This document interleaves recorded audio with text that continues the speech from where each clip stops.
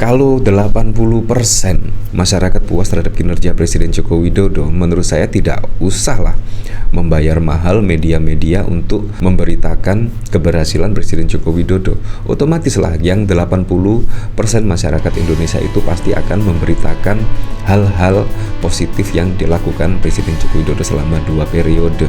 Jadi menurut saya ini adalah bentuk kepanikan lah.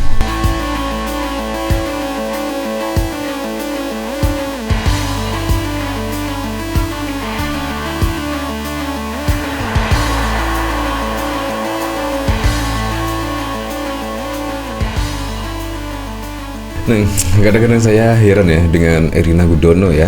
Setelah Presiden Joko Widodo setidaknya dari kabar pemberitaan melakukan polesan terhadap kinerja saat Presiden Joko Widodo menjabat, tiba-tiba ada postingan yang membuat masyarakat juga tidak simpati lagi. Karena postingan pada saat lalu ketika Mbak Erina Gudono melahirkan, itu menurut saya malah terkesan pamer ya. Seharusnya tidak usah diposting atau tidak usah dipamerkan lah ke netizen-netizen.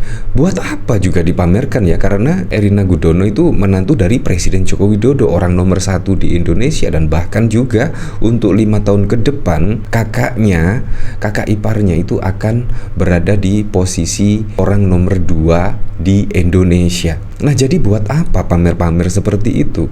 Menurut saya tidak usah dipamerkan lah, apalagi cuma makanan saja. Otomatis lah dari sini terlihat lah gaya hidup hedon menantu dari Presiden Joko Widodo.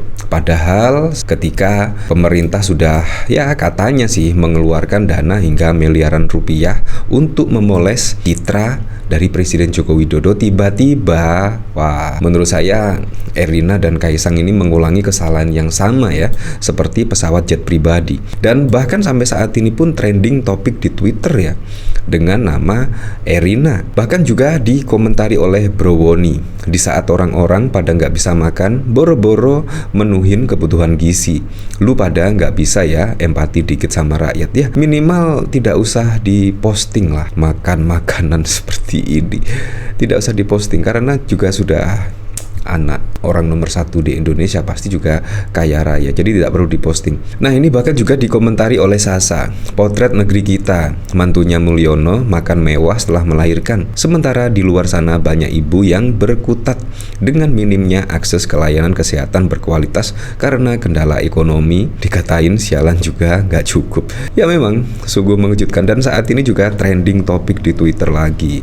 Hak lu mau pamer makan mewah di RS harga jutaan rupiah, tapi kamu lupa saat ini statusmu menantu presiden yang kondisi ekonominya rakyatnya sedang kurang baik. Erina Gudono lulusan luar negeri doang, tapi cara pikir norak. Anak orang terkaya Indonesia aja kagak pernah pamer begini.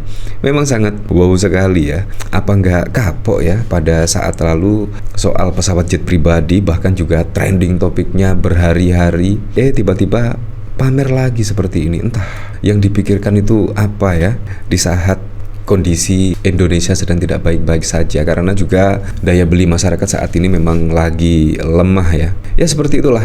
Nah, jadi sangat mengejutkan sekali. Nah, dari sini saya juga penasaran ya, kira-kira komentarnya seperti apa ya ketika Erina Gudono di rumah sakit saja kayak di restoran ya. Wow, kaya raya dah. Dari Ayesakan, sebenarnya mau pamer nggak apa-apa, masalahnya keluarganya lagi jadi sorotan dan kehidupan rakyat sedang tidak baik-baik saja. Mana pakai sound horror lagi, tapi dia nggak tahu pasti lagunya itu lagu. Wah iya kah, baru tahu. Semoga netizen nggak caci maki. Lupa lagi kuncinya.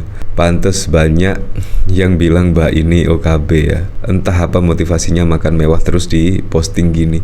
Sangat lucu sekali. Menurut saya kalau bukan menantu Presiden Joko Widodo, menurut saya tidak masalah ya. Erina Gudono pamer naik pesawat jet pribadi, naik helikopter, terserah. atau pamer makanan-makanan mewah, harganya jutaan pun juga terserah.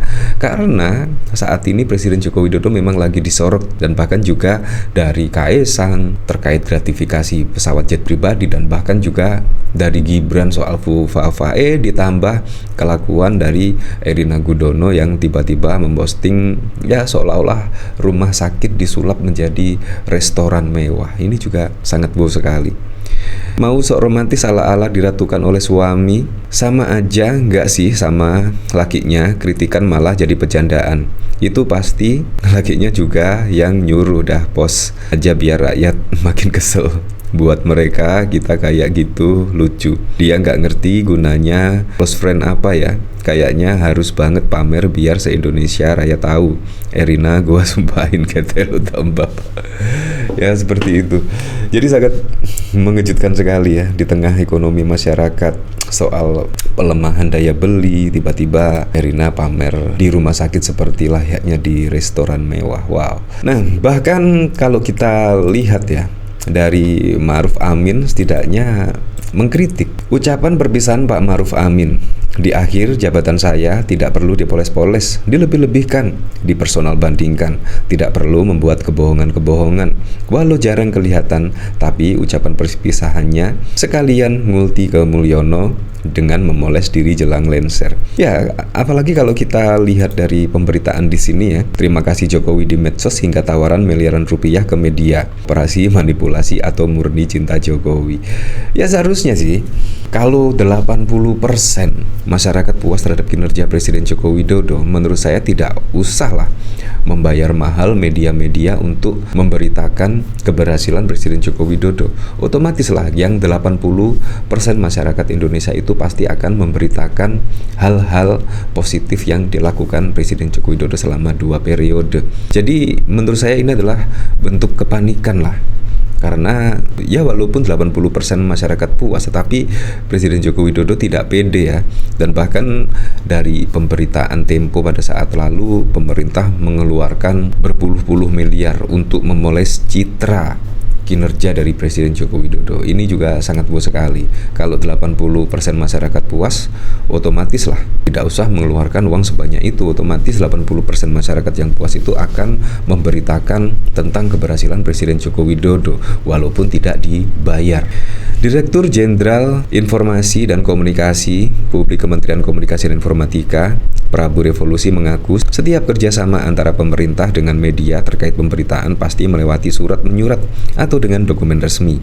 Jika memang ditawari, coba ada suratnya enggak. Tidak mungkin Kominfo membuat kerjasama tanpa dokumen. Ini good corporate government yang kami juga jaga.